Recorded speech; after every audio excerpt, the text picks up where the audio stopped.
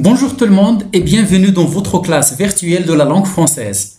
Cette vidéo est consacrée à l'examen normalisé régional de la langue française au collège selon le cadre référentiel élaboré par le ministère de l'Éducation nationale. Pendant la première vidéo, on a vu la première phase qui compose l'examen, c'était la phase de compréhension de l'écrit. Aujourd'hui, nous allons parler de la deuxième phase, c'est la phase de langue et communication.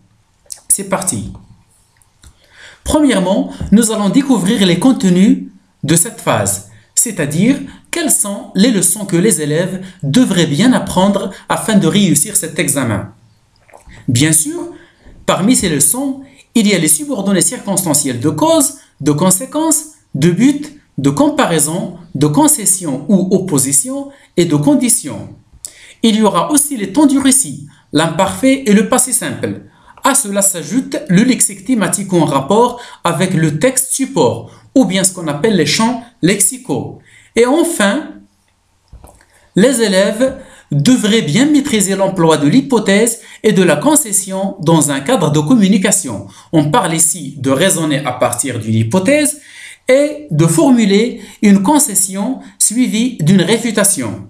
Maintenant, passons aux capacités visées par cette composante de l'examen. Cette composante de l'examen qui vise à évaluer le degré de maîtrise de la langue par l'apprenant cible trois capacités. La première capacité ciblée par cette phase est la capacité d'identifier. Il s'agit bien d'identifier des éléments linguistiques, des faits de langue dans un texte support. La deuxième phase est la phase d'appliquer.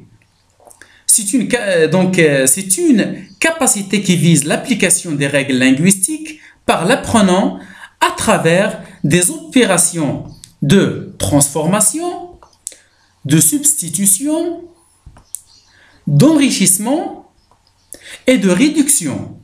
La troisième capacité est la capacité d'établir un rapport.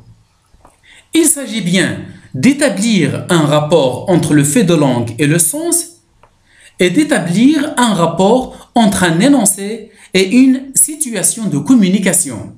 Mes chers élèves, nous vous recommandons de travailler plusieurs exemples de l'examen afin de découvrir les différents types de questions auxquelles vous devrez vous attendre.